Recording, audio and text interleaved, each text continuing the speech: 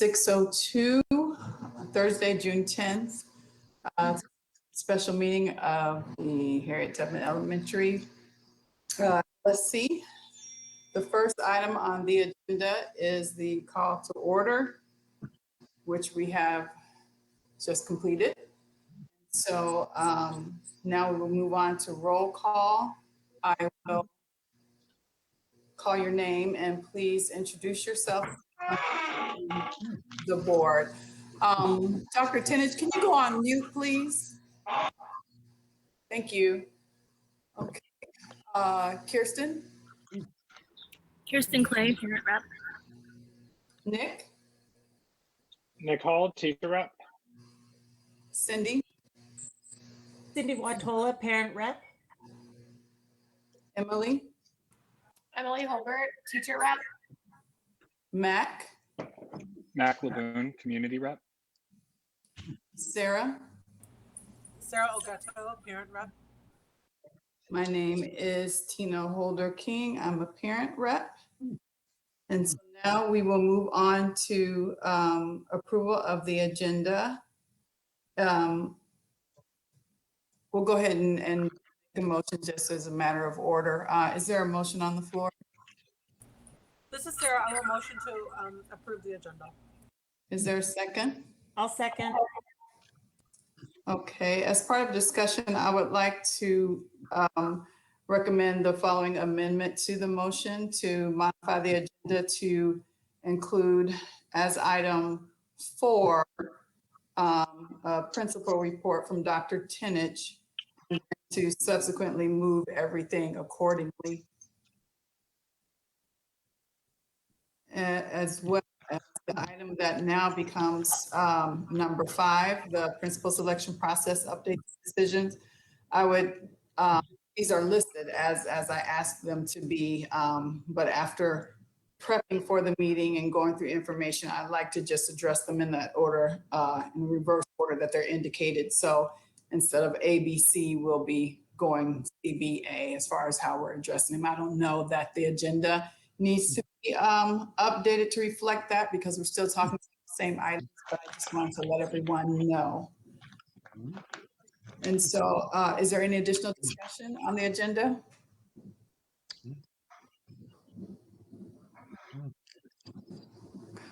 Okay, let's see. Mara, did you see Mara's message, Mara? She's having trouble getting in the meet. I don't see anything from her. Let me see if she texts me. Okay, thank you. Yep. Okay, if there's no further discussion on the agenda, then I would move that the motion on the floor to approve the agenda be amended to include as item 4, the principal report from Dr. Tennage, and then to subsequently renumber the items that follow. Is there a second? Second. I second the amended motion. Okay, if everyone could vote using their raise hand icon, those in favor of the amended motion, please raise your hand.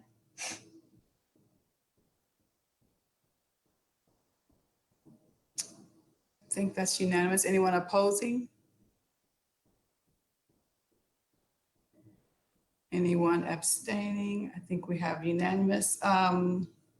Sarah, can you confirm? I believe that wasn't unanimous from what I saw. Yes, I did see unanimous. Okay, great, thank you. And the agenda is approved as amended. So the next item on the agenda would be the principal report from Dr. Tennage. This has been a most interesting week. I will continue to tell you, you have a wonderful school. However, on Monday, we had the report of one of our students' parents who died. And in harmony with the system's directives, we are honoring the parents' request that we look to them as issue. Gladly tell you more up the road, but we are honoring the father's request to not be public about this until they're ready to talk about it. We are proceeding on end of the year activities. I will tell you, I've been in every classroom twice a day. There's really good things going on in the classrooms. Even though we don't have all of the students there, we have a lot of them that are connected to by the internet. So it's been a positive. We'll continue to move forward on that. On Monday, I went to the construction meeting and I'll report to you. They are planning to begin construction on the day in the building, the teachers. They want to use our parking lot behind to have their equipment. I will tell you that two of the other schools have no real parking lot, so they are really in an issue in regards to this. I don't think we will. I had a good conversation with the gentleman who is leading the project. The word is that the local school council and the teachers at appropriate times can use the building, but they must register ahead of time. And this is part of the board's insurance procedures and part of the way the policy has evolved. And I'll get you more details up the road. But as we move forward with principal selection, it will indeed, under the understanding I had, um, have forums and the like that can be held in the school. And you, as a local school council, with advance notice and a sign up in its own way, um, will certainly part of the process. Of course, they're rehabbing the bathrooms and several other public places. And there's going to be a bit of asbestos and other removals. And, there's certainly strong protocols in place for how, one ought to address that. But I will keep you informed as things go. Engineer was at the meeting as well, and I've directed him to be the lead on this. He's going to lead in terms of dealing with the construction itself, and I'll be the lead until you pick your principal on how we proceed with the local community's use of this wonderful community building. Um, I could say more, but that's enough for now. Thank you. Unless you have Thank any you. questions. Thank you, Dr. Tenich. One question. So will they be able to confine their equipment to the parking lot, or will they also be using the street? It's my understanding that they'll be able to confine it to the parking lot because in some, Salazar's in a school, they have no parking lot. And so how they're dealing with this is really up, that's for somebody else to worry about. Our concern is they have access to the building, they secure the building appropriately, and we protect this vital resource that we have called the Agassiz Tubman School. So I've been through a major renovation before, and this is small in comparison to that. But I feel that we have a good manager, and we've made a good contact, and we'll be on it. And I will communicate that to all of you as appropriate. Okay, thank you, thank you. This is Sarah. I have a quick follow-up question. Do you foresee that we may need to reach out to and Mira, I know you're on the call, you're on here as well. Thank you and apologize for reaching out. But do we need to notify the local alderman? I mean, will there be a noise issue? Work, will hours be worked after, certain times? Do we need to let the neighborhood know? Just curious. I'll be glad to do that. Um, and I'll keep you in the loop as well. Thank you. And do we have a time frame for that advance notification? Is it a week, 24 hours? Do we have a time frame? I'm notifying you now. They're going to start quickly as they can, and we want them so that our building is back in our domain before students and teachers come back. Thank you, Dr. Tunich. I'm referring to like if we wanted to go in the building, for if we wanted to have a general meeting or whatever have you. Do we have a sense yet of, you had mentioned before that folks have to register and ahead of time? I guess that was my question. I will clarify that with our construction manager and get back to the entire LSC via an email, if that's okay. Perfect. Thank you so much. I'm sorry, one last question.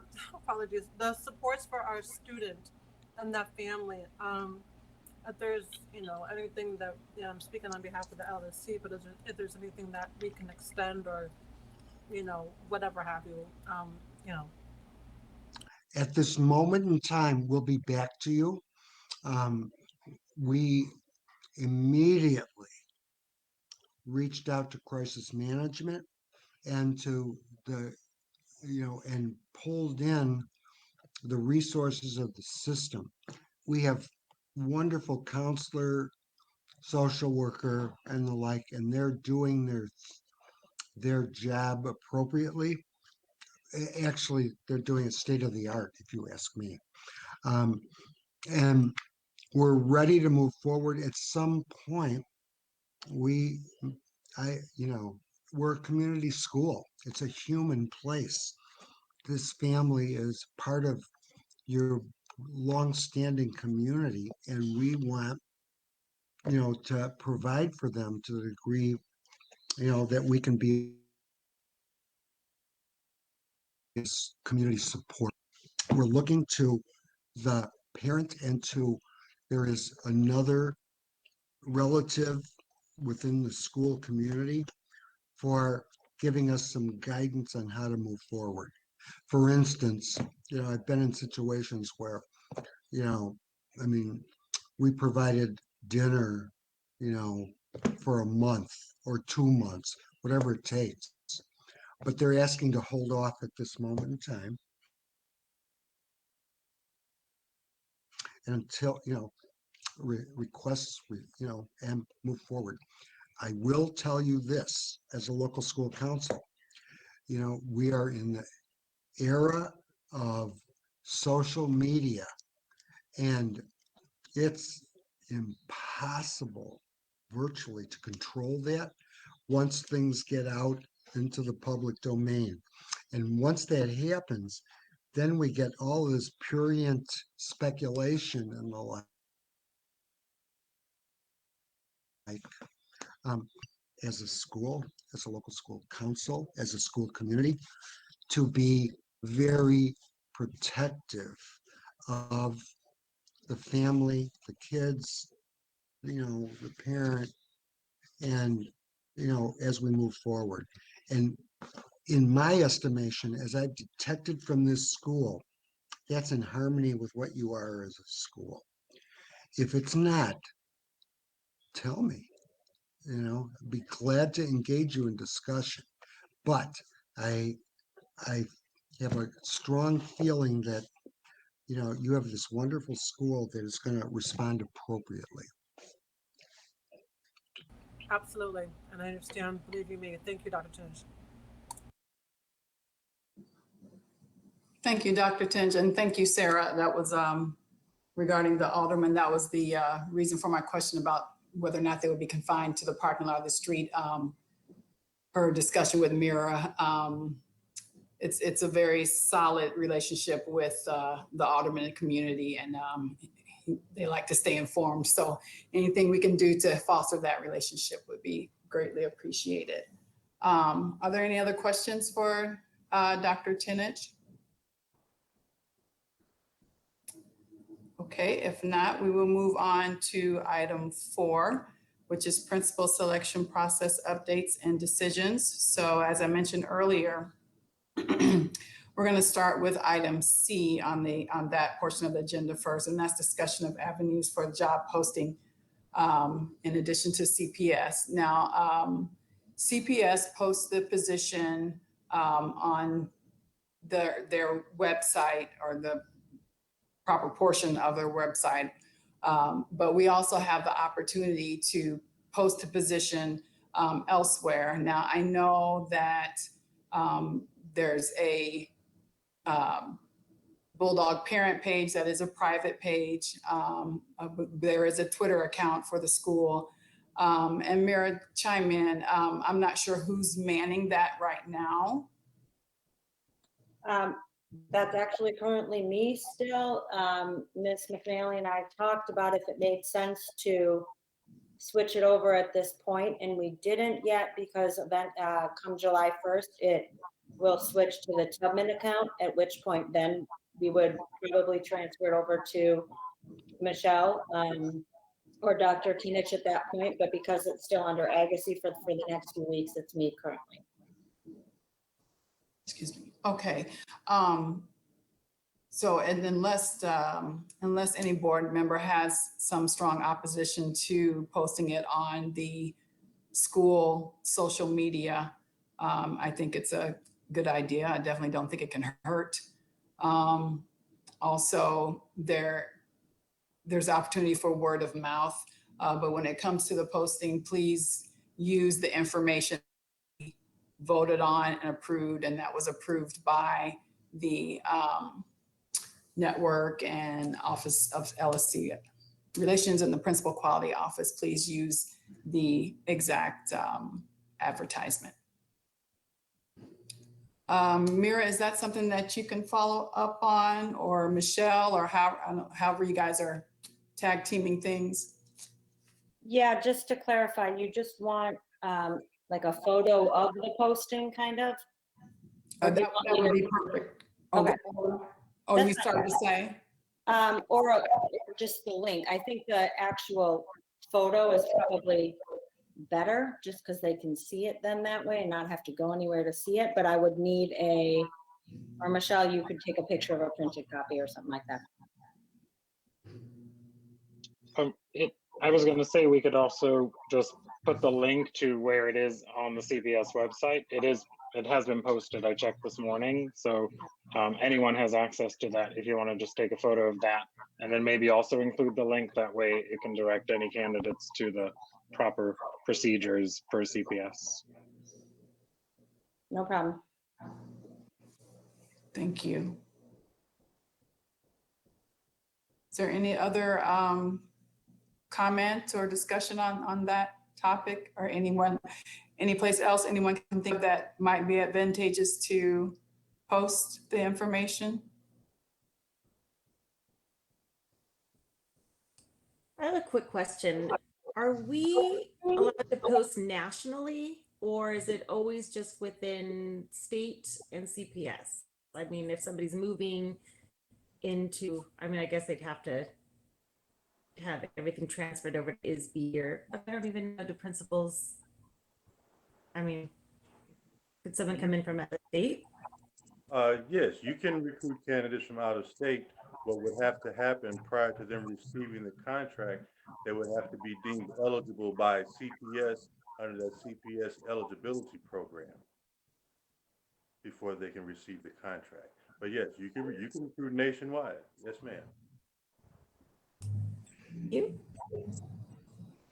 And so that advertisement would be visible to anyone where they are. If they were looking in Chicago Public School District 4 position, they would be able to access that information, correct? Mr. Gray? Yes, ma'am. Absolutely. Okay. Okay, if there's nothing further on that, we'll move to. Can I just ask a quick question? So do other schools like post on LinkedIn or anything like that? Like I just am wondering what other people do, or is it just you post on the CPS website and that's about it? Now, I don't know about LinkedIn or, any of the professional type sites. I've just heard of, Twitter, Facebook, and schools that have also included a link on their own website, advertising that they are looking for a principal and including a link to their own site. I'm not opposed to adding the information to LinkedIn, but my LinkedIn profile probably has cobwebs. I haven't been on there in so long. I have no idea how it works. Okay. Anything else on that? All right. Can I say something real quick? Oh, sure, of course. So sorry. Good evening, everyone. Sorry for my tardiness. Had a delayed in the meeting, so I apologize. Just want to just make a little side note in terms of the advertisement. People can search nationwide for CPS, but CPS will not advertise out to the nation. Just so you're aware, the people from California have to be looking to move to Chicago and do a search in principals and include Chicago in their search, and then we'll pop up, the bulletin will pop up. But I just want to just level set with everyone that's not a national search where CPS actively goes to different districts across the nation. So just want to be clear on that. Also, just want to echo what Mr. Gray said about eligibility. That is a major hurdle, and the eligibility does not happen, all the time. There's only scheduled times when eligibility process is open. They just close eligibility. The next one won't be open until the fall. So as you advertise and as you get candidates, you will get a slate, and on the slate it will say individuals who applied from out of state or out of the district, but within the state, and did not go through eligibility, they will be flagged as not qualified. I usually urge individuals, LSCs, to stay away from individuals that are not qualified, and the reason for that is because of the sequence of when eligibility sessions are open. Unless you are really interested in a person's resumes and credentials, you could ask them if they have begun the process. But if the answer is no, I would highly recommend that you bypass that individual, because if they're not successful and you get your hopes up high, then you will not be able to issue a contract to that individual. So just a little caution on that. You're free to interview anyone you want, even when they're flagged unqualified, but they will not be able to move much further along. And we will not expedite the system or process. We will not have a special circumstance where we will do eligibility just for an individual. These are all questions that I've received in the past when LSCs were interested in people from out of state who were not eligible. So I just want to share that information with everyone here. Thank you, Chief Clee. Obviously very important information. And just, I'm curious, in general, what does the eligibility process involve? It's a pretty rigorous process with multiple phases. Dr. Tinich was actually part of that process back in the day, and was one of my assessors when I first applied to be a principal. We shared that story, but there's a resume and credential background check that happens first. Then there's an interview level, like a stage 1 interview with principal quality and other additional principals. And then on top of that, then you do a day in the principal, which is a series of mini interviews that the candidates go through with various HR questions, various budget questions, various different scenarios.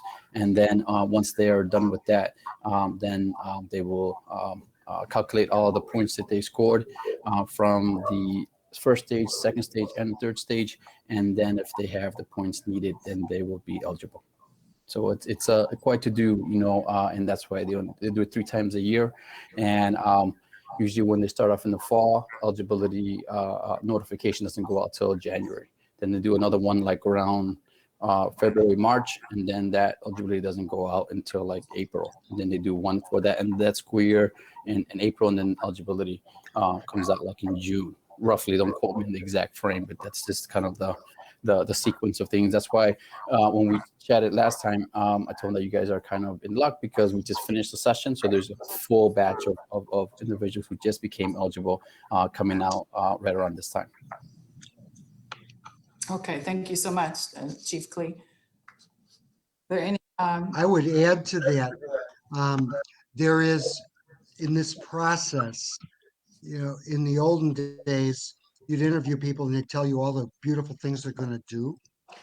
To get through this process, you have to certify and defend the things you have done.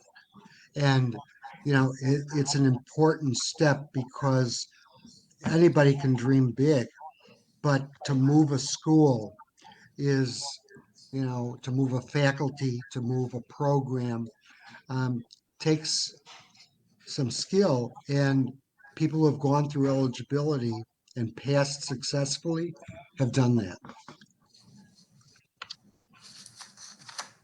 okay, is there anything further on that, on the job posting? Just for clarification, so we're dealing with our talent pool right now was selected or went through the eligibility process in March, and then that's the pool that we have right now, and that's it. No, these are people who have been on the list for however long, they've been eligible, but there's new people that have come on in the March assessments. So every 3 or 4 times a year, they open up assessment for people who are ready at that step of their lives to move forward. Yeah, I will tell you this. It is a difficult process. It's not easy, but no one should be given the authority to run a Chicago public school who isn't ready to step up to the most rigorous steps here. That's my take. Anyone else?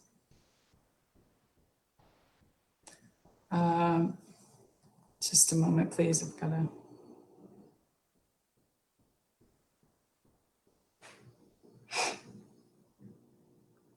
Okay. We will move on to the timeline process review. And bear with me. I am going to share my screen, just to kind of go over the information that was provided to the council earlier, not with the expectation that you would all review it today, but I do want to go over it.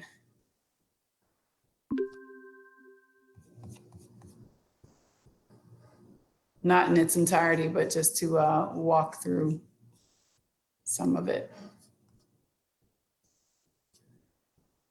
Just a moment, please.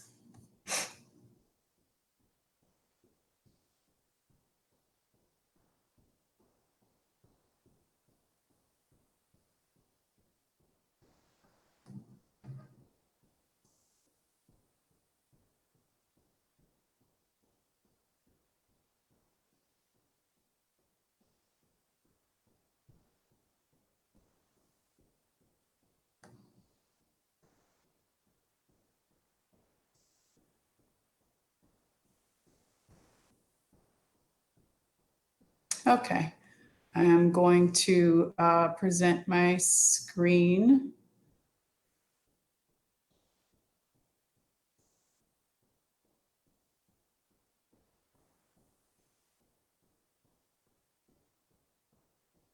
Okay, it's taking a moment to load. Can everyone see my screen yet or no? If you're nodding your head, I can't see you. Not yet, Tina. We cannot see. Okay.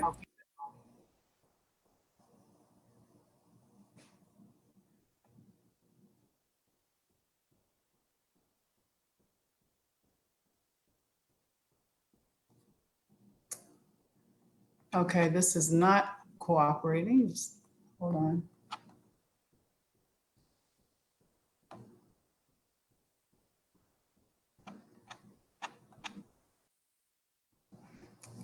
Now can you see? Yes. Okay, great. Okay. So this looks familiar, I'm sure, from the last meeting.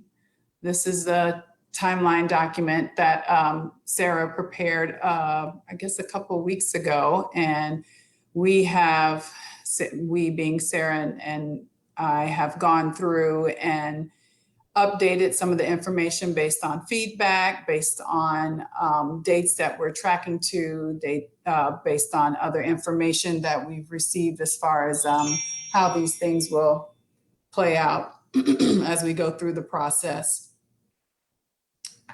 The first thing that I wanted to call to everyone's attention, this first page that I'm on right now, page 1, this is what will be shared on the school website.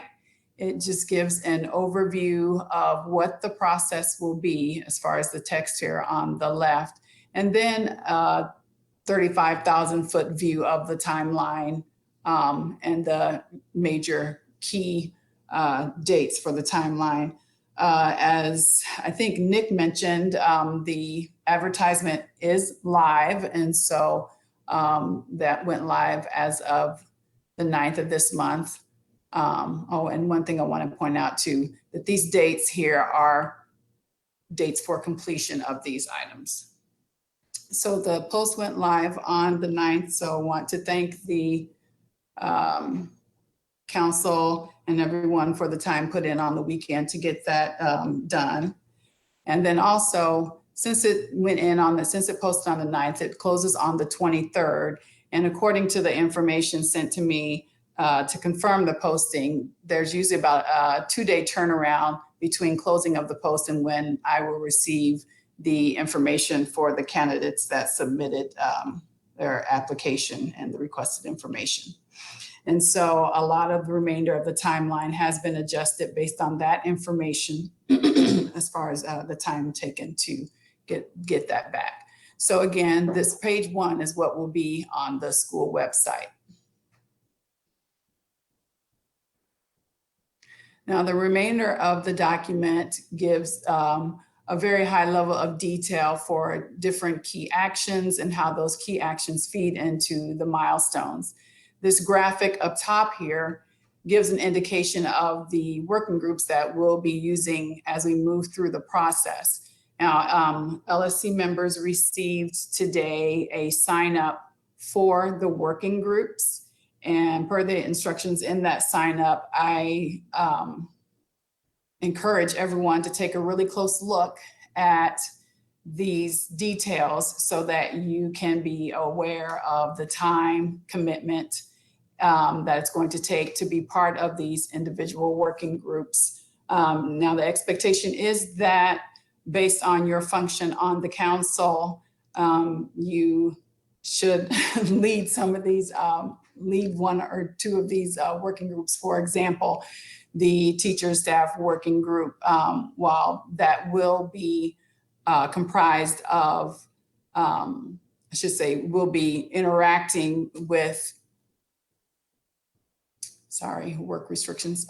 While that group will be interacting with teacher and staff who step up to be a part of this process, I would expect that Nick, Emily, that you all and Marilyn, you all will be highly involved with that working group in order to work with those teachers and staff who want to be a part of this and get from them the information that we need.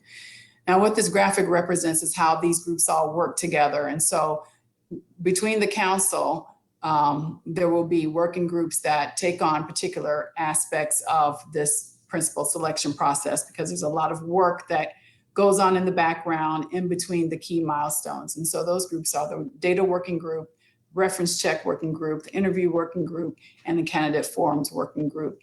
Now, the teacher staff working group and the student working group will interface with those smaller LSC working groups to complete tasks and gather information based on whatever the key action is. And then all of that information, well, that's why there's a double-headed arrow for this interaction. And then over here, all of the information gained from working with the teacher staff working group, the student group, and executing surveys and things like that will feed into the principal selection working group, which is effectively the entire LSC. So that is how those groups are intertwined. And if anyone has any questions or anything, please just interrupt because I can't see you right now. So please just interrupt and ask away if there is something. As you go through this schedule, you'll see that when there's blue text, that's an item that the LSC needs to get together for and have a meeting.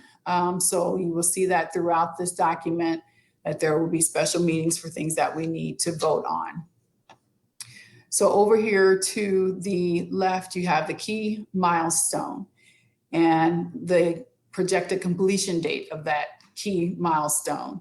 Over in the responsibility column, we have the groups that will engage in order to complete each of these steps that go into completing this key milestone. Now you will notice the target dates over here are dates that we need to track to in order to meet the completion date for the key milestone.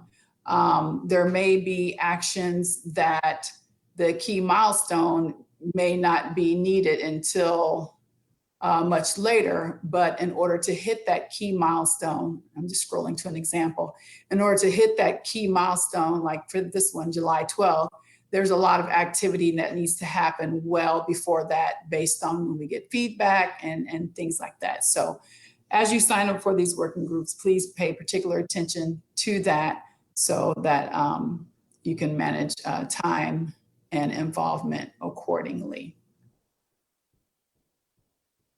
Let's see, I think that's pretty much all that I wanted to point out on that.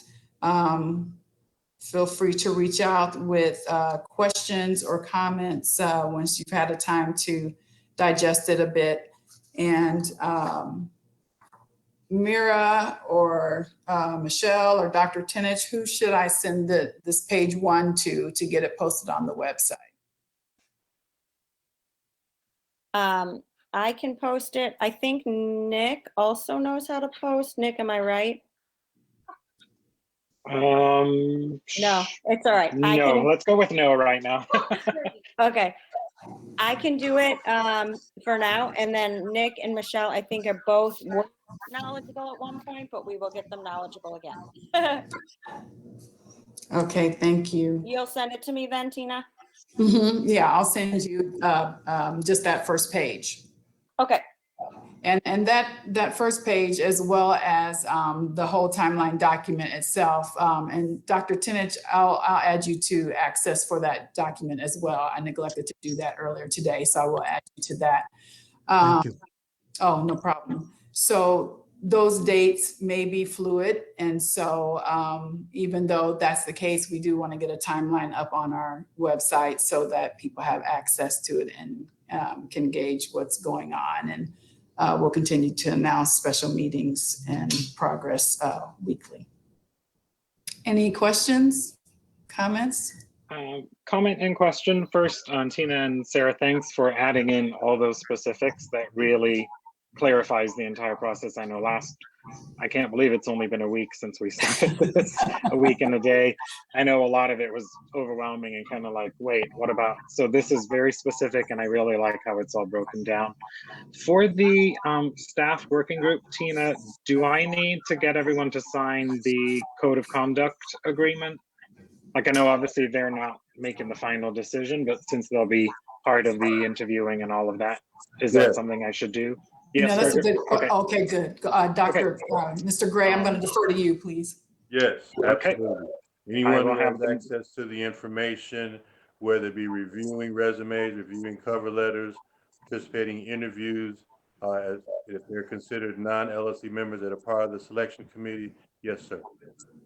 Okay, thank you, Mr. Gray. And just an update on the staff working group. I did reach out to staff members who are interested, and we do have, as of now, a representative of each area of schools. So Emily and myself for primary and specialists, Marilyn for non-teaching staff. We have Mr. Collins for middle school, Ms. Callahan for intermediate, and Miss Fryer for diverse learners, and Miss Perillis for IB.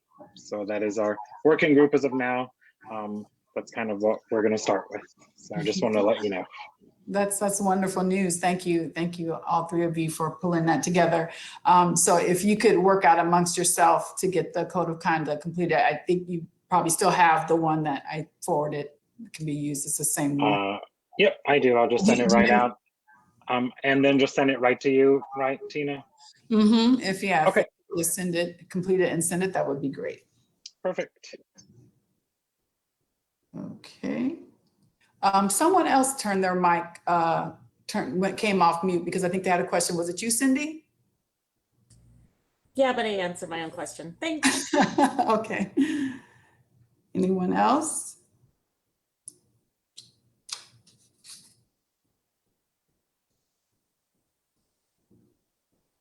Okay, I don't see any hands up. So the next item that we want to tackle deals with the school survey that we want to send out in order to get feedback from every aspect of our school community on what qualities would be foremost as far as what we're looking for in a principal candidate. And so I spoke with a couple people who'd gone through this process, and they had some general recommendations for conducting a survey, and a lot of them echo what Mira and I had talked about at one point, keeping the survey to 3 to 5 questions, not super long. Also being very deliberate in the questions so that we don't have this, excuse me, have a bolus of free-flowing information that's impossible to distill down into usable data. And thirdly, we want to approach the survey managing expectations. I will be completely over the moon and gobsmacked if we get everything we want in a candidate, but we likely will not. But I think it behooves us to have as much information and feedback from our community, including students, to be able to inform our interview questions so that we could tease out the candidates that have the qualities that we're looking for to optimize our kids' educational experience, and to be able to look at them in a hierarchy kind of fashion to be able to prioritize what we're looking for. So with all of that said, Sarah came up with a brilliant way to kind of get us in the right mindset to get these questions done without being here until 10 o'clock tonight. The idea is to settle on questions and be able to submit them to, I know we have to submit them to CPS Legal. Mr. Gray or Chief Clee, can you guys chime in on this? I'm not sure who all we need to submit our to. In legal, Kishasha Ford. Oh, okay. F-O-R-D. Okay, yeah, I'm familiar with Kashasha. Okay. So should we copy your office, Mr. Gray, and the network office, Chief Clee? Yes, please. Okay. Please, thank you. Just so we can, just follow the screen. Perfect. Okay.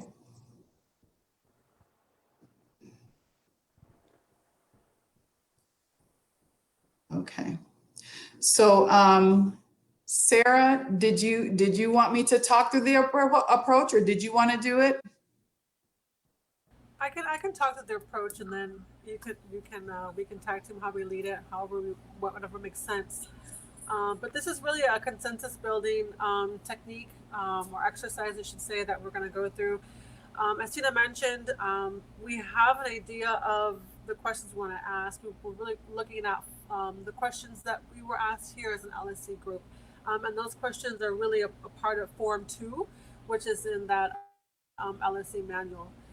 As Tina mentioned, the biggest challenge here is, what's going to be those kind of multiple choice options that we provide to folks to respond to, as opposed to kind of having this open-ended, broader question. So the task for today is really to look at that question and then as a group, build some consensus around what those multiple choice options would be for each of those questions. Okay, so we have exactly 3 questions and to tackle, and the process to be able to do this is that individually we're going to come up with 2 ideas. So for instance, the first question on the survey, and is it okay, Tina, if I share my screen? Absolutely. Absolutely. All right, I'm going to share my screen. So this is, hopefully y'all can see my screen. Let me know, thumbs up or nodding of heads if you can see my screen. Okay, great. Just now. All right, so the first question is, what are the school's biggest challenges or needs? So individually, we're going to come up with 2 ideas around this. What are the school's biggest challenges or needs? You can come up with more, and we can discuss more. But we're going to just take about a few minutes to respond to this question. And some of us have done it already, so we can certainly look at your responses and whittle that into to what you would share. But once you come up with your ideas, we're going to ask you to post 2 of your strongest ideas onto this board of post-it notes, if you will, virtual post-it notes. And then we're going to look at that as a group and see where we see kind of themes emerging from the ideas that we've shared. And hopefully, crossing our fingers, we'll get about, a few 3 to 5 themes. And those themes then would become the narrative we would use for those multiple choice questions for each option. And I can't see folks, but any questions or comments about this exercise? And feel free to unmute yourself because I cannot see you. I apologize. Sarah, are we going to be Go ahead. typing into the document ourselves? Yes, yes, thank you, Tina. So the link to the document was shared in the email, but I will also put that in the chat for LSC members to respond into. So I'm going to put that in the chat for the LSC crew here momentarily. So that link is there in the chat. Where's the chat?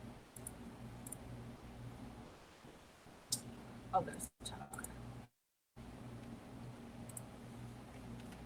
And everyone can go right into it, into the slide.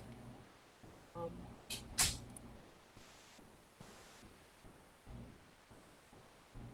I see folks coming in. That's great. Okay, thank you. This shouldn't take long. We'll give just a couple minutes to populate this first question here. The question being, what are the school's biggest challenges and or needs? Mira, I know you have been working on some detailed feedback the last week and a half or so, but I'd like for you to populate some notes as well, please, if you don't mind. Got it. Thank you. If you need to add more post-it notes, feel free to add. I think we'll be okay because I forgot that Lori wouldn't be able to attend, so I think we'll be okay.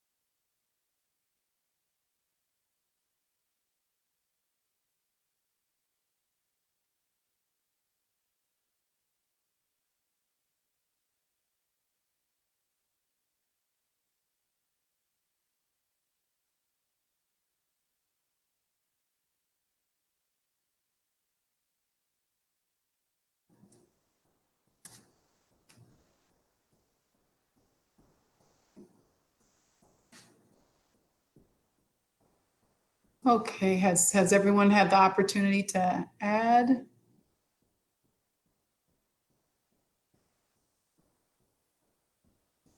If you have completed your add, please raise your hand so that we know who's done.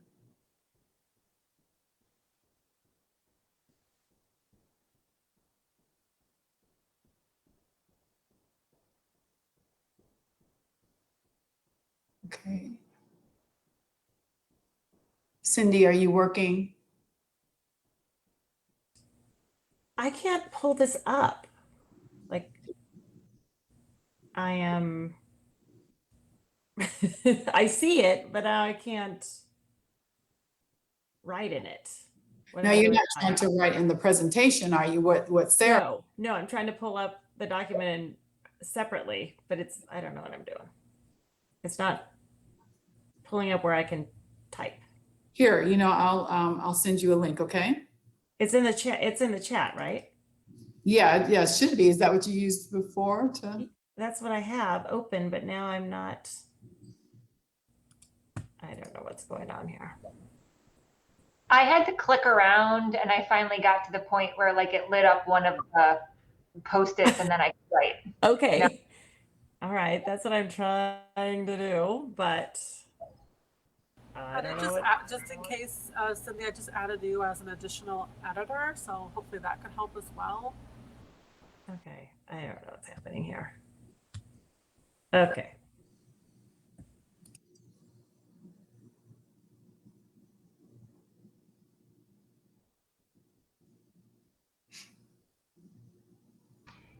Can I ask a question? When we ask these questions about what's the biggest challenge for the school, is there a way to rank them instead of choose A, B, C, D? Because I think it'd be much more interesting to see how people rank these as opposed to which ones they're highest. Because I would have a really hard time with these. There's themes here, definitely, but I would have a hard time choosing one because there's multiple. I think the ranking would be more effective. Yeah, and actually, Sarah and I had that conversation and that's where we landed that, we'd rather have them ranked and inform our interview questions that way than just have like one or two top, we'd rather have them ranked. So when these questions go out, it will be an ask to rank as far as, what's most important from their perspective. And Cindy, if you would like, if that could be helpful, if you want to type it in the chat and I can add your comments on that post-it note if you're still having technical difficulties. That might be helpful, yeah.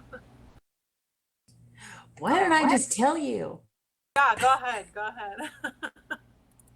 We want to all watch it.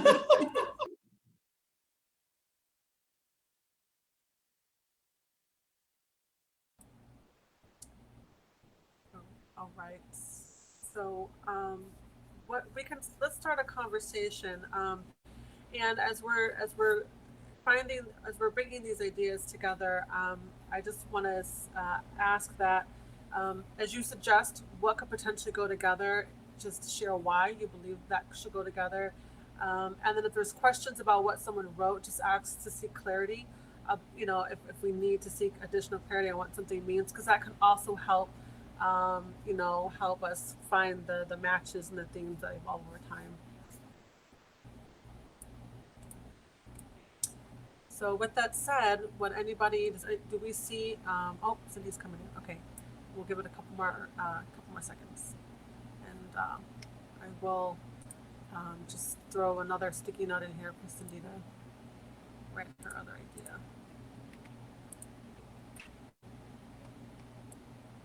Oops.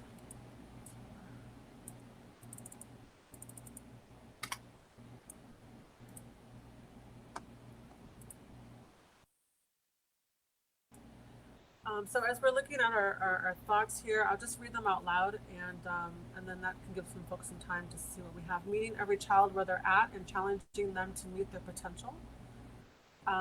Building a school that feels like a place where they belong for every student and family. Focusing on the needs of all of our students, both low and high achieving. as I read these out loud, if any of you need additional clarity, please just stop me, and then hopefully, and then the person who wrote that can give additional clarity. Differentiated learning opportunities for both high and lower achieving students. Differentiated math instruction. More parent engagement. Continuing our work of inclusion, diversity, and anti-racism practices and advocacy. Addressing the needs of all learners. Increase staff diversity. Equity and learning opportunities for priority groups and diverse learner students. Addressing achievement/opportunity gaps. Equity and parent involvement. Developing strong relationships between teachers and parents. Staying focused and making decisions based on student needs. Increase family engagement across zip codes and culture. IB programming. Strengthening community and instructional quality during the transition and beyond. And inclusive models for co-teaching. Any thoughts on what we feel could come together? What are some of these ideas that really could come together? We could partner them up. Anybody want to go first? So I feel like, am I echoing? Sorry, I'll mute myself. I feel like these are kind of falling into buckets. There is clearly the making sure that high achieving, low achieving, every child in between is being challenged and getting a quality education, and that everyone is getting their needs met. Like there's that bucket. There also seems to be a bucket of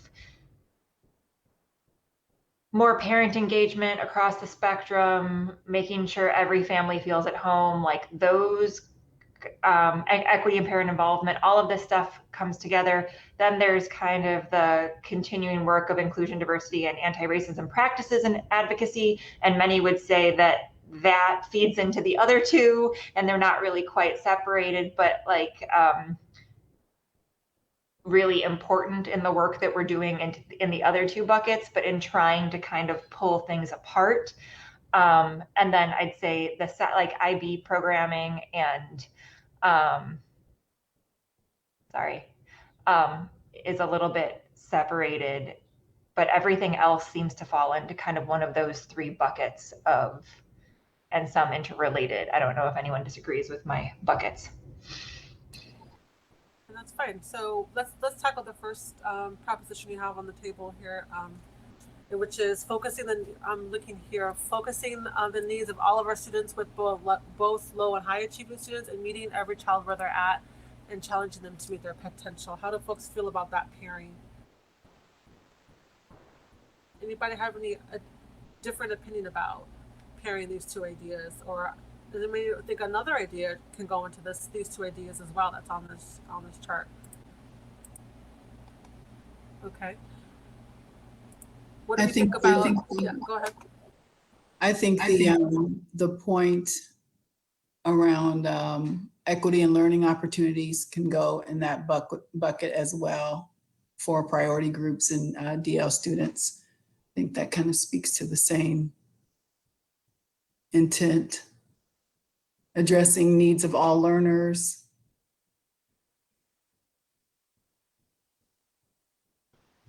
I think the differentiated math instruction kind of is in that bucket as well.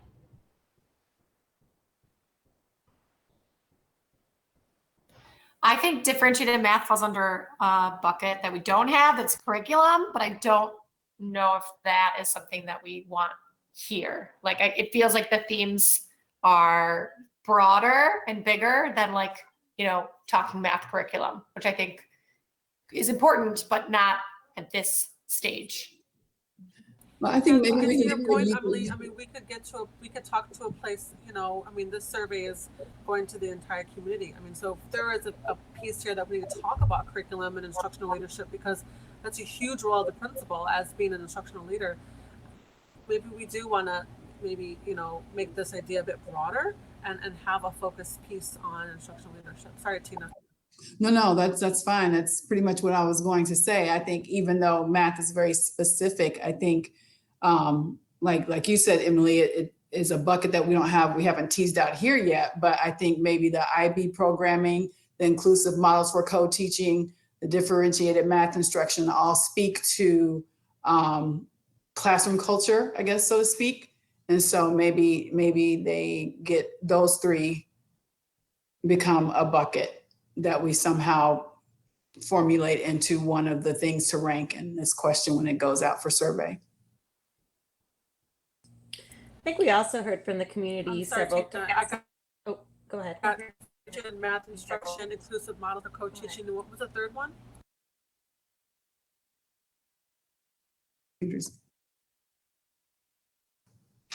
Goodness. And Cindy, Goodness. I apologize. I did not mean. Cindy, I apologize. I didn't mean to cut. Oh, you no, off. that's okay. I'm got two computers open, so I'm screwing up. IB programming was the third one that I mentioned. I was just saying we heard from the community several times regarding reading curriculum. So I think that there'll definitely be a bucket of curriculum for sure.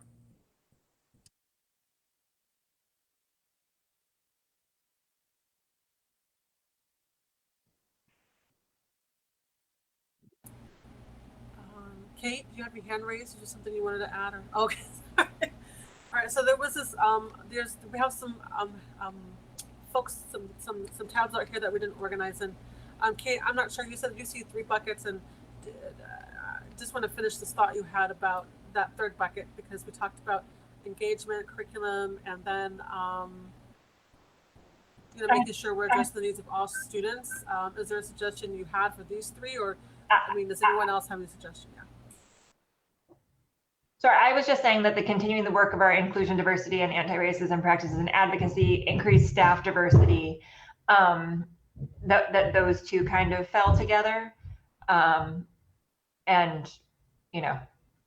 but at the same time, I kind of feel like that work is very important in the other 2 buckets. I don't think they're clearly separate, but in terms of talking about main goal, I think it falls into a separate bucket initially.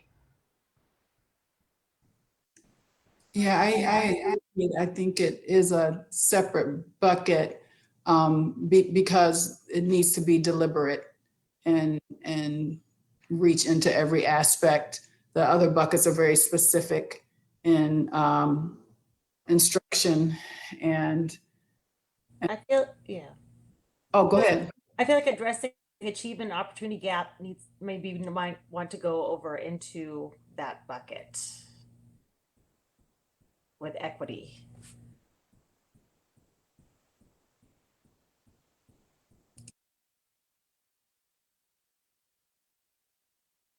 Cindy, I'm struggling over here, right where I put it over here. Or, I think put it where we're doing equity, increased staff diversity. Oh, gotcha. Over here. Okay. Yeah. Any other thoughts about these? We have parent engagement. We have building a school that feels like a place for everyone. We have strengthening community instructional quality during this transition.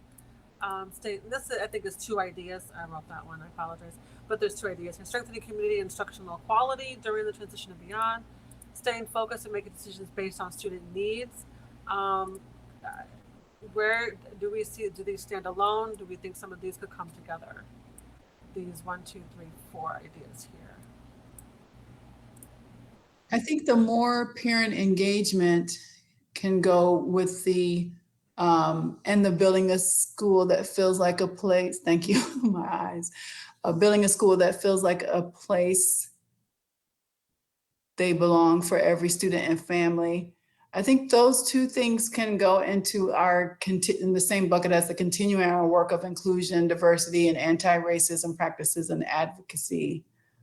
The staying focused on and make decisions based on student needs, I feel that is a way to address this far left the things in the far left, addressing the needs of all learners, equity and learning opportunities, and things like that. I'm sorry, the student needs one going over to the, all the way up to the left. Yeah. Looking at this, I feel like I don't hear the staff's voice. Right. Like, what do you? I feel like I need more coming from. I'm echoing.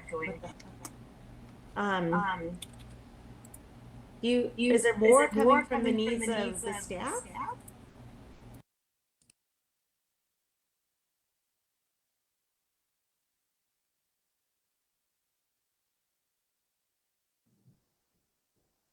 Nick, Emily, either one of you guys have anything? Do you feel like that there's some representation here, or is there more you would add from a staff perspective? Or is Marilyn still on?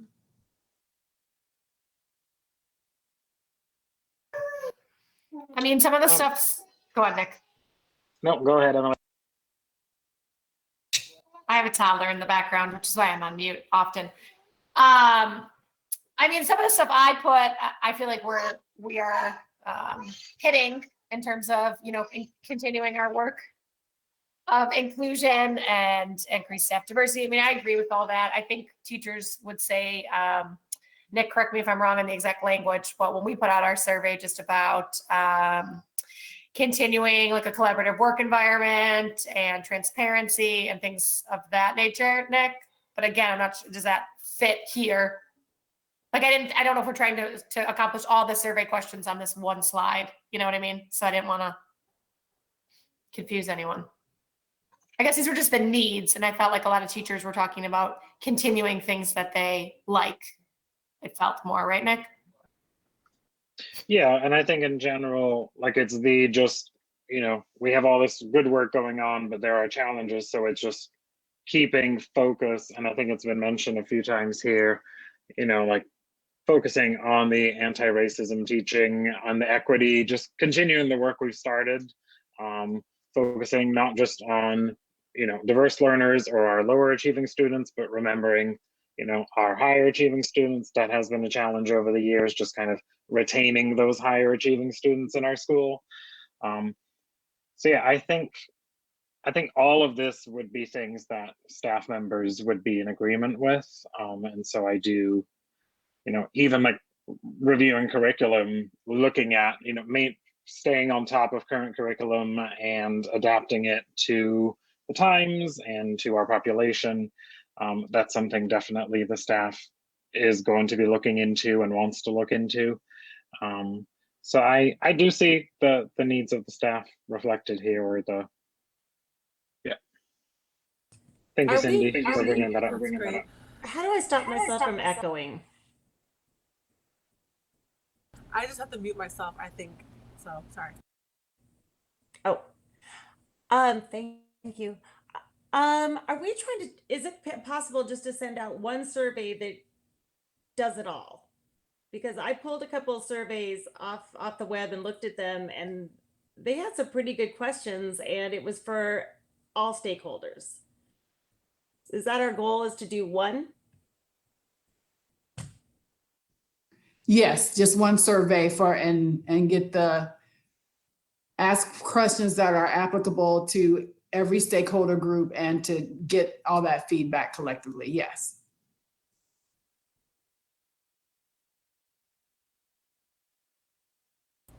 So it would be interesting, Cindy, if you want to share, some of your thoughts on that survey. If there's questions on that survey that will be good, or the way it's organized. If you're a parent, if you're a teacher, we'd love to hear from that. I would love to get those ideas. Yeah, it was on a rated scale. It was pretty simplistic and like 7 questions, some with just multiple steps. But I think the way that it was presented would be really easy to synthesize the data, and kind of tease out. I liked one of the questions was, the importance of keeping the things that are working and keep those there. So I know that we need to address where we think that there are deficits, but I think it's important to maintain continuity for, and keep the things that are working in place. So how do we address that?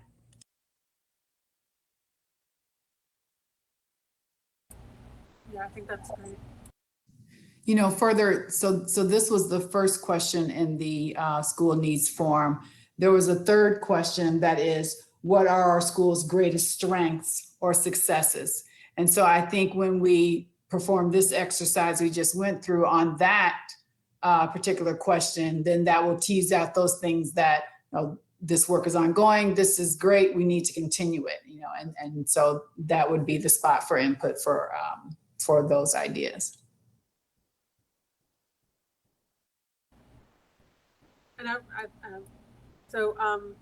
so just to bring us back to finish this exercise, I moved this more parent engagement with this bucket here, equity and parent involvement, increasing family engagement across the coast, because I really do feel that speaks to this other theme. And then I also think that developing strong relationships between parents and teachers, I think that's a big part of parent engagement. So I propose adding that to this bucket here.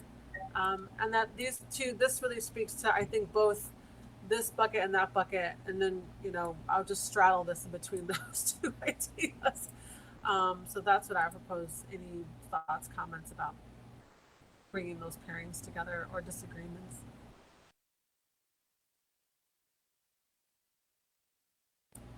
Okay. So we'll move on to the next question. And then once again, I'm very curious to hear more about the other questions that you have, and maybe we can find ways to tack that on or add that to this. The other question is, how do you think a principal can best help us overcome those challenges or needs? So we're on slide 6.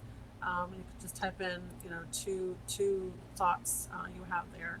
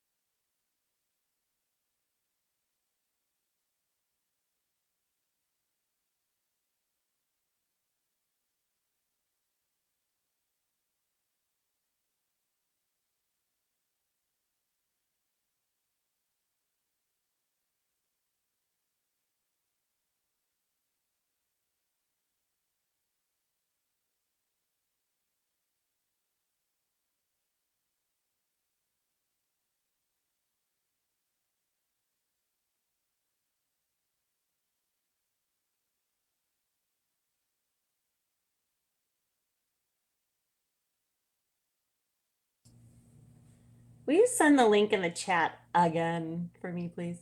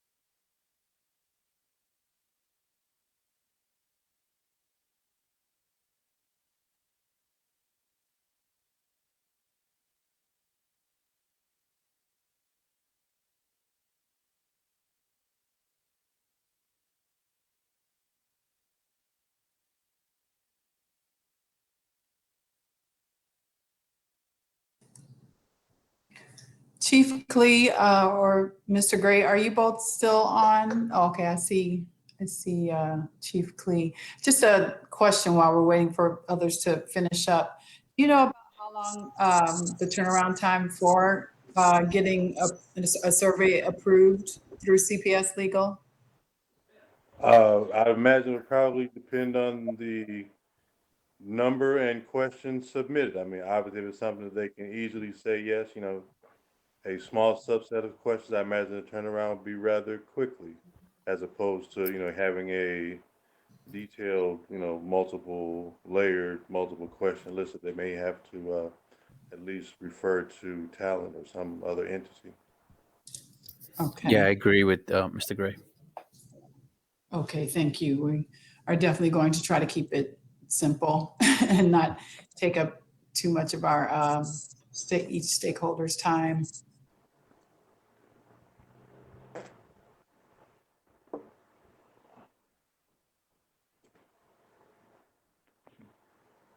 All right, so hopefully we've had the chance to kind of look at these. I won't read them out loud, but any ideas on how, first of all, let me ask this, does anybody need any clarity on any of the ideas on this chart?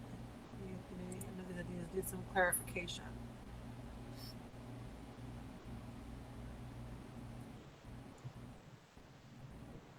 Sarah. Actually, I have to admit, I think having you read them was helpful and just kind of, processing them. Okay. Way my brain was just here now. All right, so the first one we're looking at, experience and effective differentiated instruction, experience in leading a diverse school community, working closely with staff, parents, and students,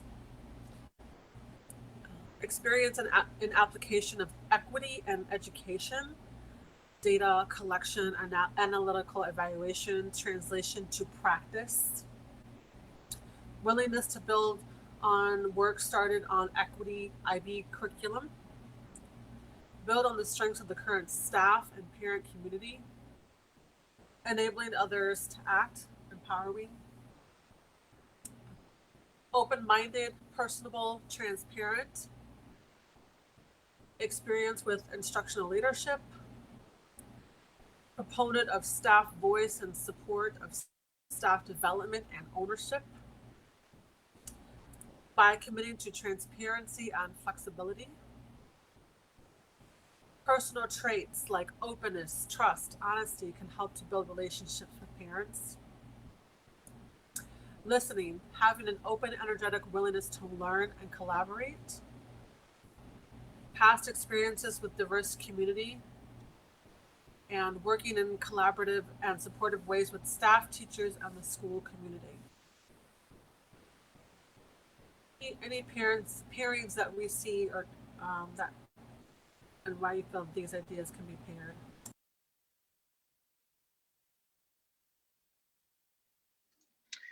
I think if we look kind of what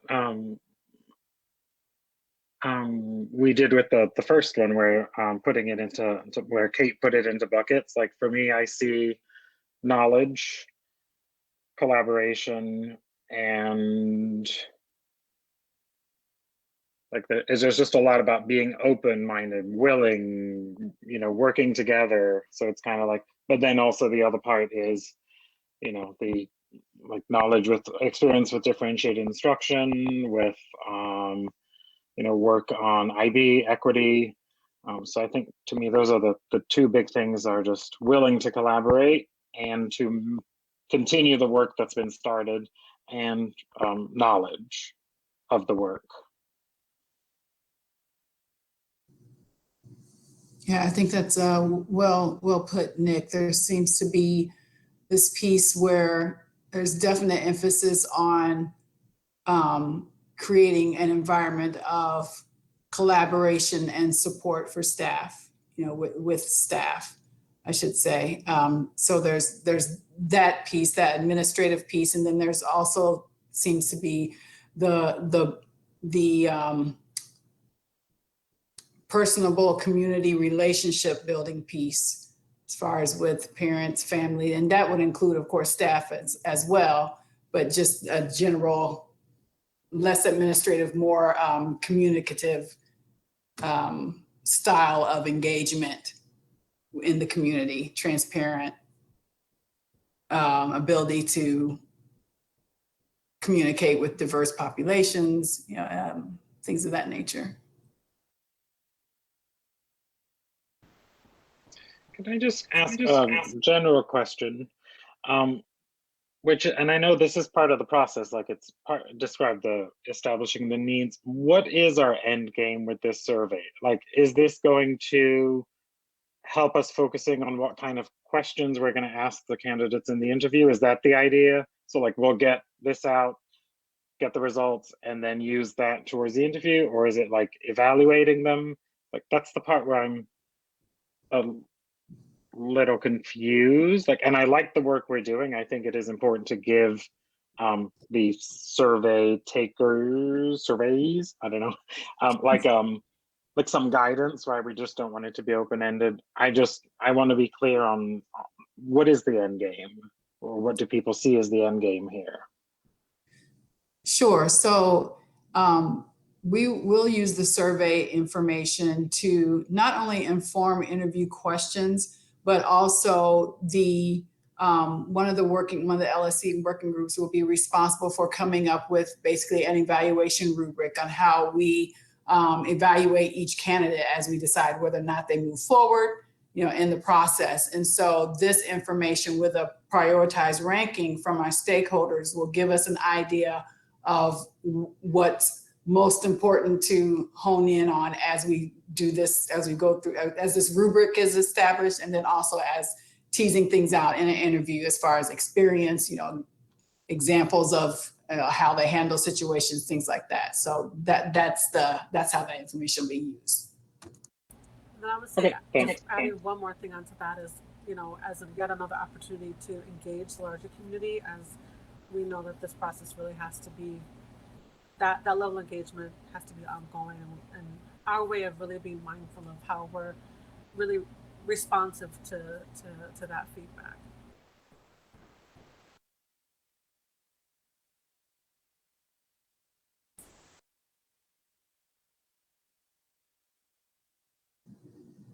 So should we start separating these into buckets? Yep.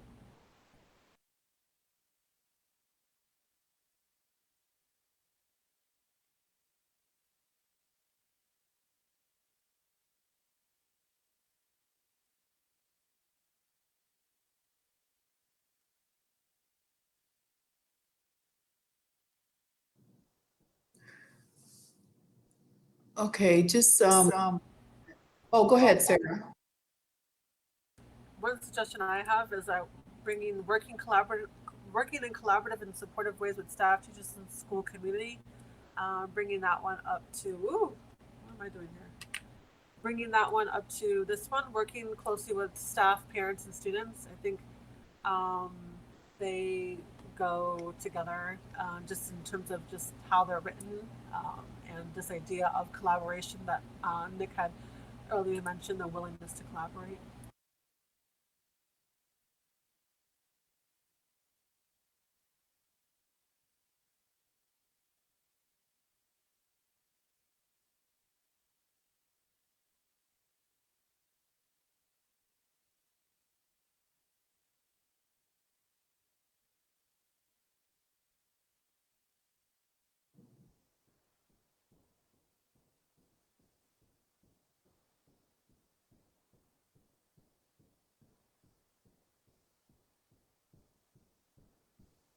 Now, there are a couple for past experience, and we have past experience in a diverse community and experience in leading a diverse school community.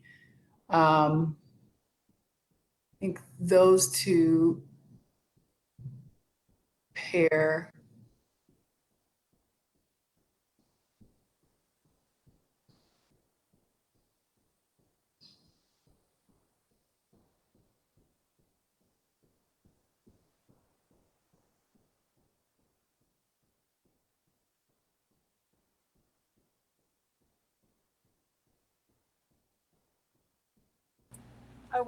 I do think that this one is, it's a trait of collaboration, listening, and having an open and energetic willingness to learn to collaborate. I think, that describes like the how of collaboration, but I would say that I think that goes with these ideas around collaboration. It's that skill set behind it. Sarah, I think that also works for the one that's called, starts with personal traits like openness, trust, and honesty. That probably fits up there as well.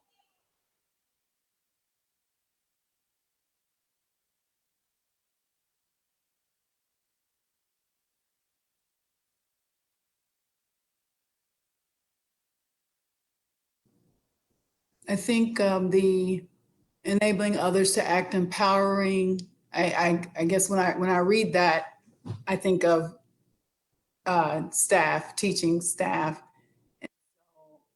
I think that perhaps a proponent of staff voice and support of staff development could go with that. The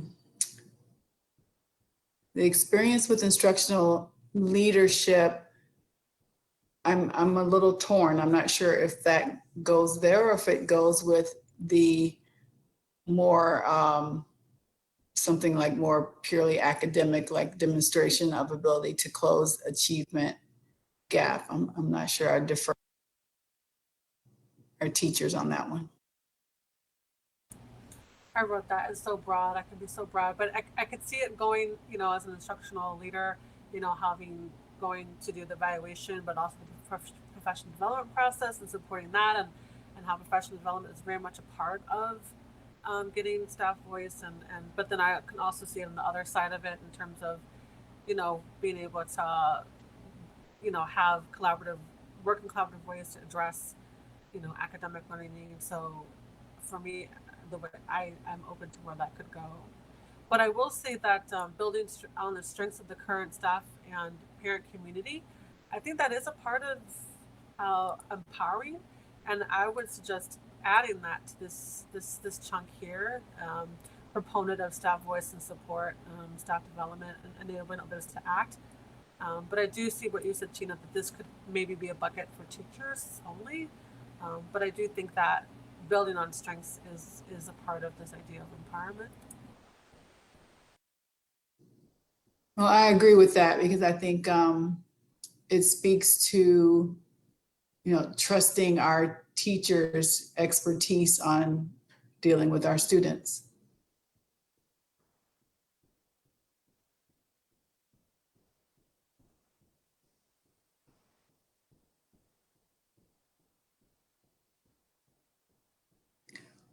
Open-mindedness, personable and transparent, is that going with the listening and working closely with staff, parents, with that bucket, kind of the top left, or do we see that someplace else?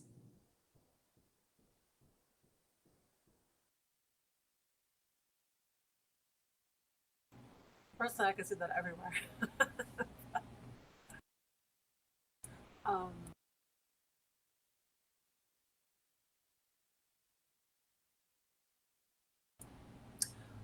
I also wonder if the achievement gap could go with differentiated instruction, which could also go with that data collection piece and application of equity. These three could potentially go together.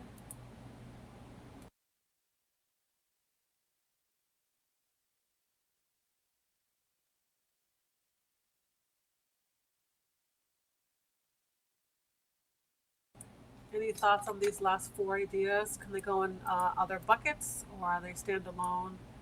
I know, Tina, you had mentioned this could go up here in this bucket, and that leadership could potentially go over here with the bucket of, how we're supporting teachers in that way. So I think we have 2 here in terms of transparency and flexibility and getting input from all stakeholders. And I might suggest this could go into the collaborative component here. And then any suggestions for this last one, transparency and flexibility?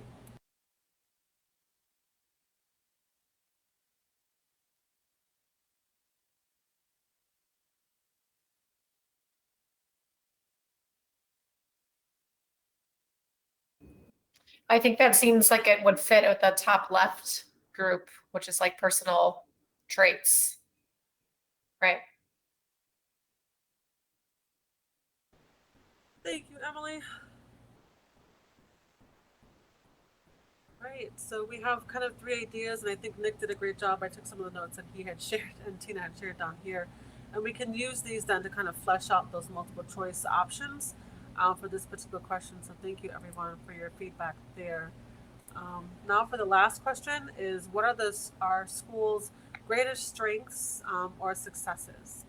And so we can go ahead and run slide 9.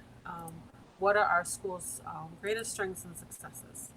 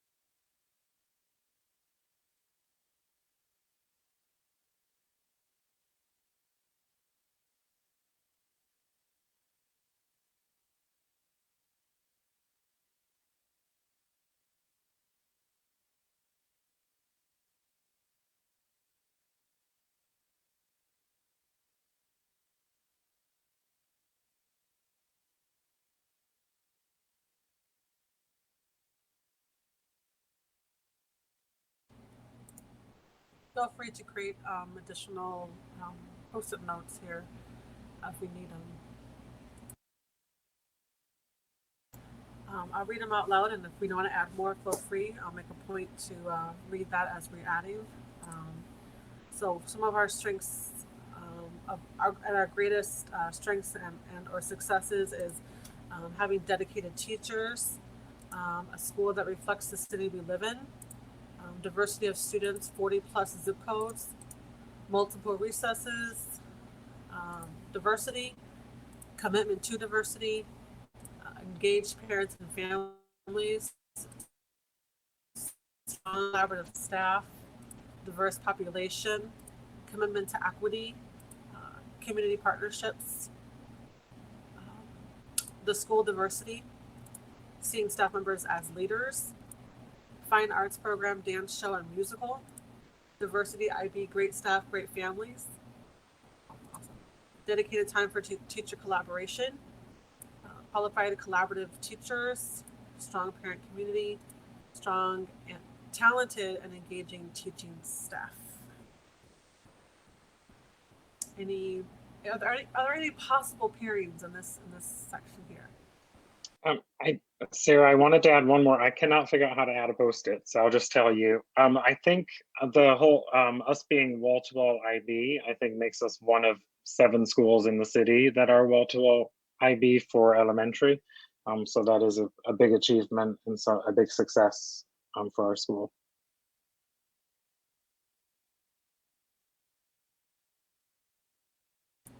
Absolutely. Could add another one. We have a library and a librarian. That's great. All right. So, any possible pairings?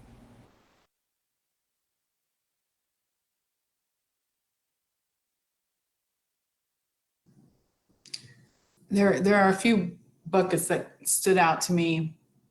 One around staff talent and engagement. And then another bucket around engagement of various stakeholders. So we have community, we have parent engagement, both. And then a bucket around programming, IB, arts, recess. So I think those are the 3 buckets that kind of stand out to me.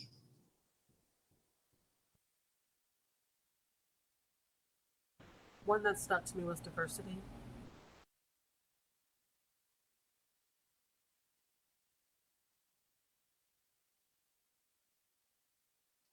And I see a couple of mentions of our we do have a very strong parent community. So like the engaged parents, strong parent community. So that would be an area of success as well. That I know we want to expand on based on the needs, but great place to start.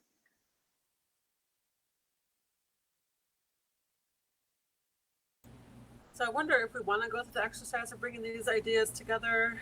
I think we could quickly do that. I'll just jump in really quickly and I'll just say, I think diversity of students with 40+ zip codes go with the word diversity, which also goes with the words of diverse population and diverse school community. Any other possible pairings we can put together here in the sticky notes?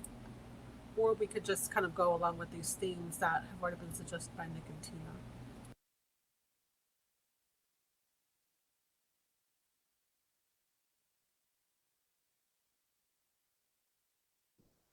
I think the strong parent community can go with community partnerships. Let's see. Well, the one posted that has diversity, IB, great staff, great families, that can go in several buckets. As far as the qualified and collaborative teachers, I think that can go with strong collaborative staff, utilization of staff talents, talented and engaged teaching staff.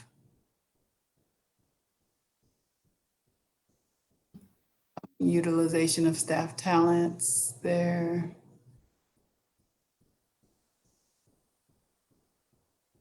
I think the engaged parents and families can go down with the community and strong parent community.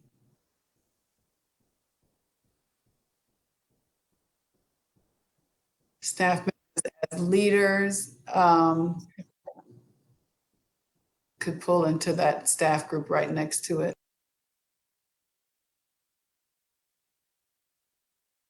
And there's one more, that dedicated teachers in the left corner.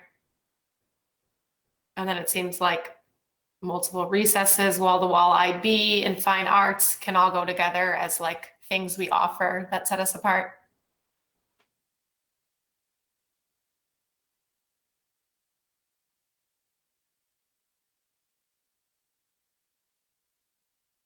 and I'll suggest a school that reflects the city we live in can go along with diversity. And I wonder if commitment to equity and commitment to diversity go together, or as a standalone, or they could go, I think they could go together,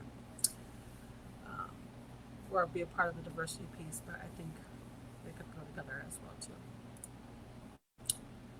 Yeah, it could be a bridge between the things that we offer as well, because it's equity across curriculum and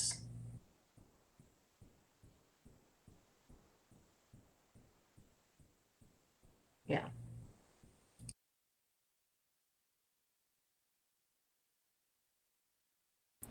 Thank you, Cindy.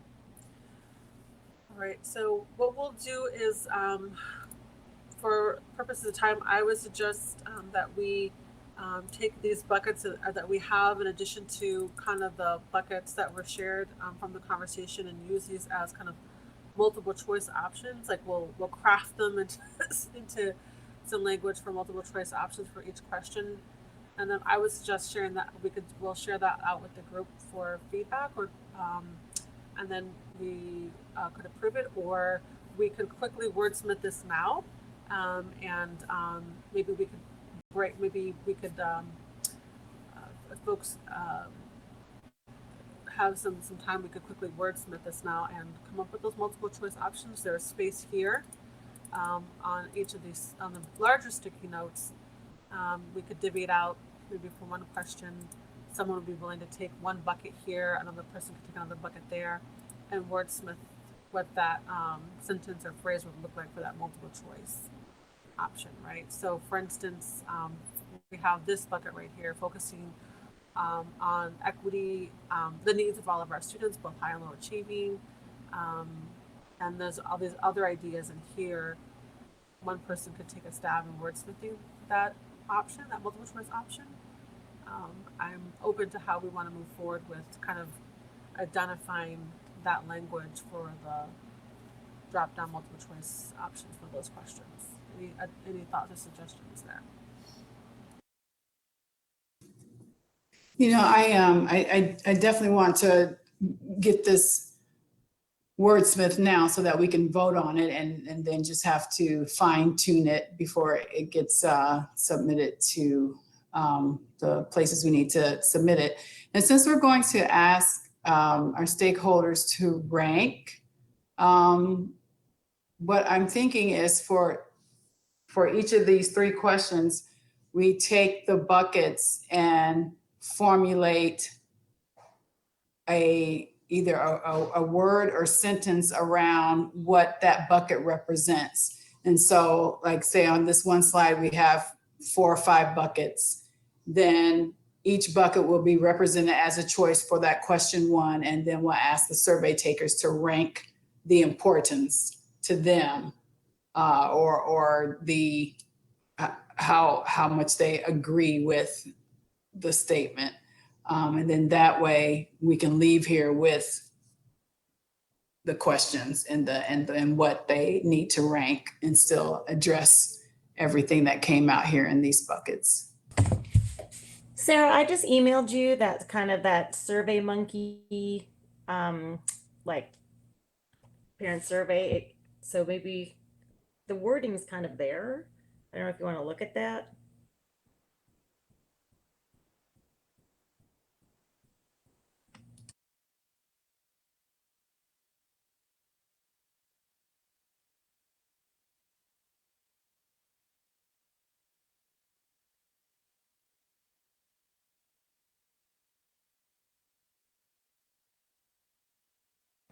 Cindy, did you send it to the celebrity email, or did you?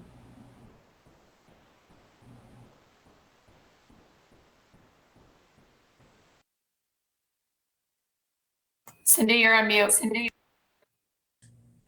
Hello.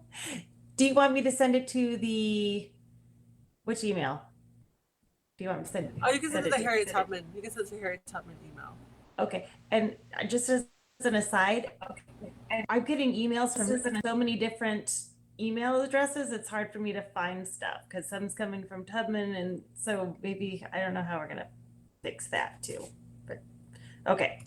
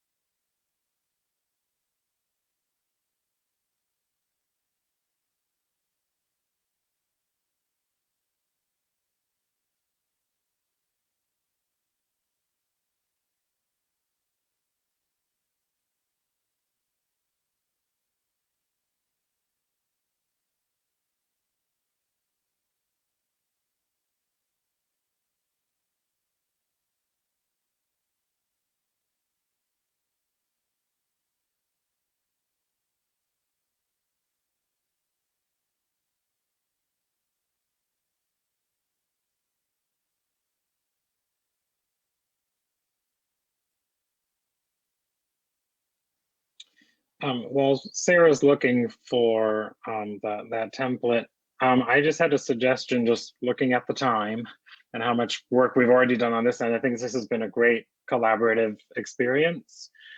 I think we all agree on the buckets, right, that we found.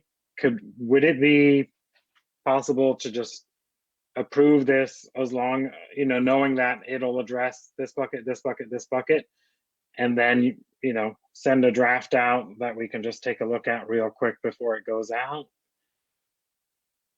Like, I understand we have to vote on it. I just also don't know how much longer we can keep going. Just realistically, I just know, I don't know. So like, I don't know if anyone's I would be comfortable with, like, we all seem to agree on what the priorities are. The actual wording, I would hope we would be fine with whatever Sarah comes up with, and that we would get a look at the draft, obviously, but we could approve it. Question 1 should address these 4 issues. Question 2, these 4. I don't know if people are okay with that. Any thoughts? I'm completely comfortable with that. It just really whatever the rest of the council is comfortable with. Of course, we would be completely transparent before we send anything to for approval to CPS legal, but I'm completely comfortable with that. If we just Sarah and I and whoever else wants to take a stab at coming up with language for each one, absolutely. We can just vote that these are the topics that we want to hit, and then we'll come up with the language. I'm fine with that. Okay. Also, that would allow, Sarah or whoever's creating it to take a look. Like, the one Cindy's suggesting sounds great, like sounds very simple and to the point. So just rewording that. I'm all about borrowing templates, as we did with Kuhn Lee's posting, for example, and just kind of rewording it quickly. So I would be fine with that. So is there a motion on the floor?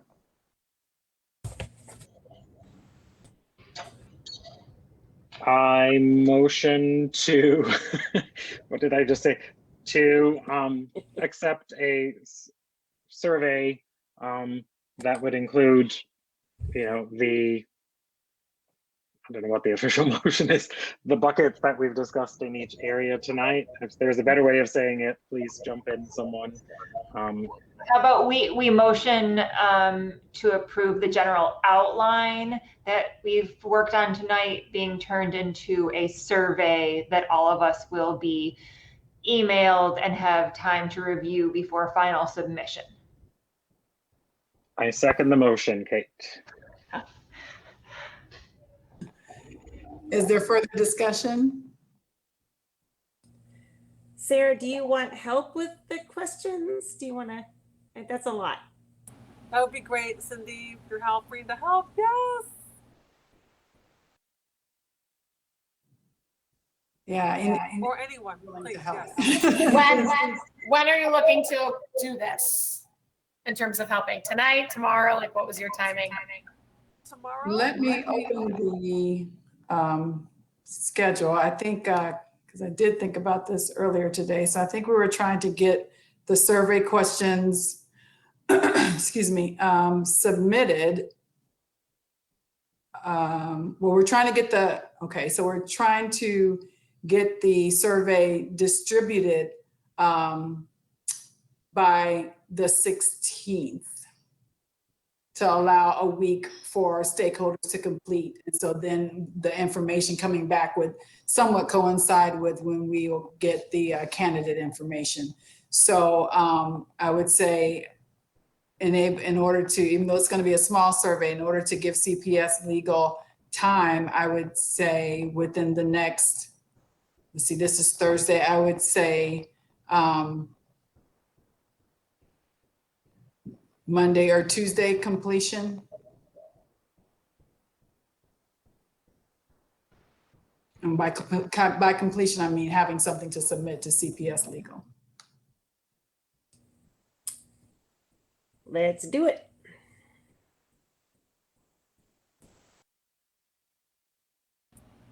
I would vote for that as well too, with support.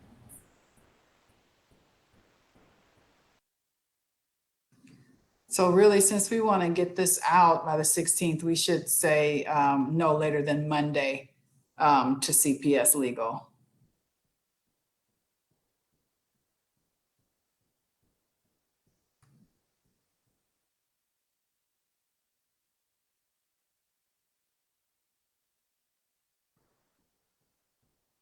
So I know Sarah, Cindy, anyone else like to work on finalizing the questions, just so we know who will be looking, who will be collaborating to provide the questions? I would be happy to look them over once they come up with a first draft. I always say I didn't have a Miss Brown Rivera in my life to teach me how to write well, so that's why I became a doctor.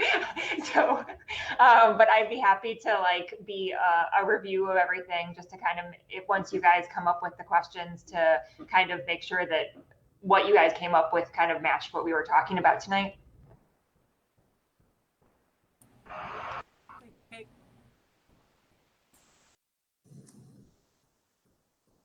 Okay, so we have 3 questions, and then the 4th question will just be kind of an open-ended, like, is there anything you'd like to add? I'm happy to take one of the questions, Cindy and Sarah. So if you guys, if we want to just divvy them up that way, we can. Just a question each. I'm just wondering if we can take the information that we got tonight and kind of put it into the format that's already been made. So we're not reinventing the wheel. If you want to look at that template and see how it works. Because I don't. No, I think that's a great idea. I think that's what Nick was saying, that offline, the 3 of us will take a look at that template that you had found, the information you had found, Cindy, and see if we can, use that to put the information we've just brainstormed into that format. Okay, is there any more discussion? All right, there's a motion on the floor to accept the school needs questionnaire feedback that we formulated tonight to be turned into survey questions for submission for approval to CPS legal by 6/14. The motion has been seconded. Let's use our icons to vote. All in favor?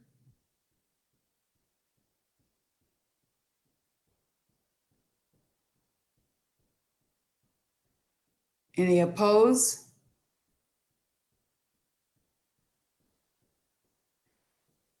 None to abstain. It looks unanimous. And so that is that. All right. The next item on the agenda is public participation. Nick, did you have anyone for that? We had 1 parent sign up. I do not see him on the call. I can tell you what they put in the topic they were going to talk about if you want, or do we? If they're not here to discuss, I don't want to guess what they may or may not have said. Okay. Yeah. So it was we had Leonardo Franco, a parent, had signed up to talk, but he is not in the meeting right now. So okay. And that's the only one I have. So. Okay, Mr. Franco, if we are overlooking you, please unmute and speak up before we move on. Okay, the next item on the agenda, action items and next steps. So I'll go over what I've captured along the way, and then if I missed something, please chime in. Let's see. Mira is going to add the timeline page to the website. Dr. Tinich is going to follow up with the council as far as how much advance notice is needed in order to gain access to the building. He's also going to follow up as appropriate regarding supports for our family mentioned earlier in the meeting. Mara and Michelle are going to manage social media inclusion of the posting for the principal position. Nick is going to follow up with the code of conduct for non-LSC members that will be part of interview process and privy to candidate information. And then the survey group will formulate the draft survey questions and distribute to the council for everyone to have a look and submit it to CPS Legal. Did I miss anything? Can I ask, we talked last time about what we need to do to maybe post the position for the community rep that is open. Did we ever find out anything about that? You know, I have not, you know, I need to follow up on that. Because I'm not sure how we advertise for that, but thank you I need to write it down again. Thank you, Kate.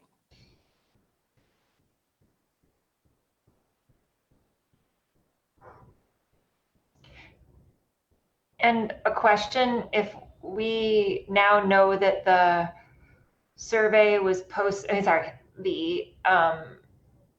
the posting was done starting on Wednesday and we know when it's going to close and we approximately know when we're going to get those resumes and names, should we start talking about a meeting that week of the 25th to review some of those resumes or something? I don't know. I just feel like a lot of our stuff we don't exactly know what the dates are, but I feel like we probably could put that one on the agenda. I just know a lot of people have vacation plans coming up and we probably are going to have to plan those ones a little bit farther out. I know I'm out of town that week, but I'll call into a meeting, but it's not something I'm going to be able to do last minute.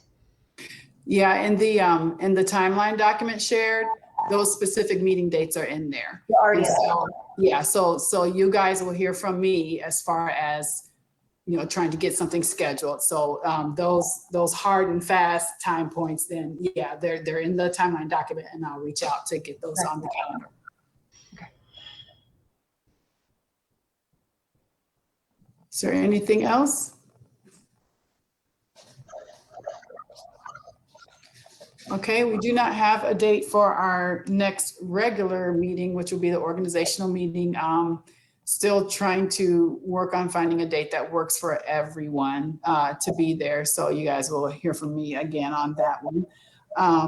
So school community, stay tuned for that information. The next item on the agenda is to adjourn. Is there a motion on the floor? I motion to adjourn. Is there a second? A second. Is there any discussion? Nope. Okay, it's been motion and second to adjourn. All in favor, please use your icon.